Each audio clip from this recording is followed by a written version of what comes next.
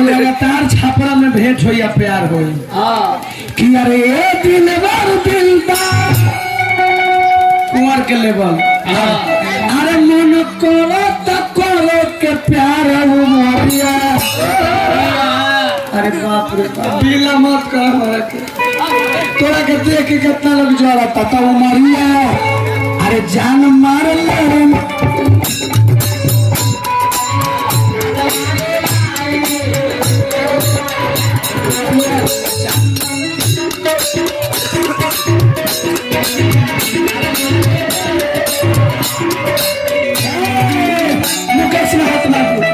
music कम धरेला साफ music ना ए चढ़ल जवानी मुंह के पानी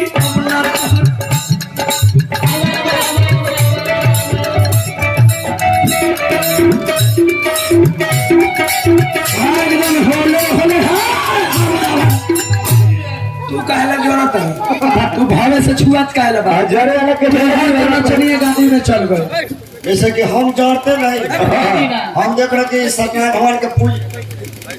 भगवान के पूजा हो रहा है आज ये हम अपन प्लेट लगा के प्रसादिया रोक लोग नहीं सत्यनारायण भगवान के पूजा में आप शंख फूकिए चढ़ल जवानी मुंह के पर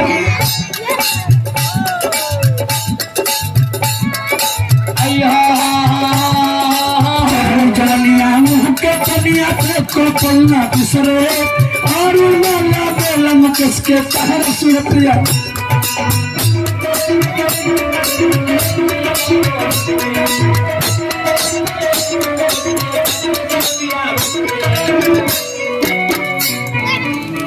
ये सेकंड वीडियो शीशा लगा लड़का कलाकार के संभव ए माइक में बोला तारी रिकॉर्डिंग में शीशा लगा लड़का अरे देखी क्या तुम्हारी जवानिया उमरिया छोटा चार के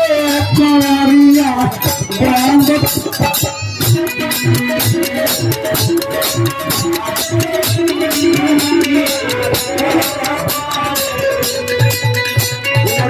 छोटा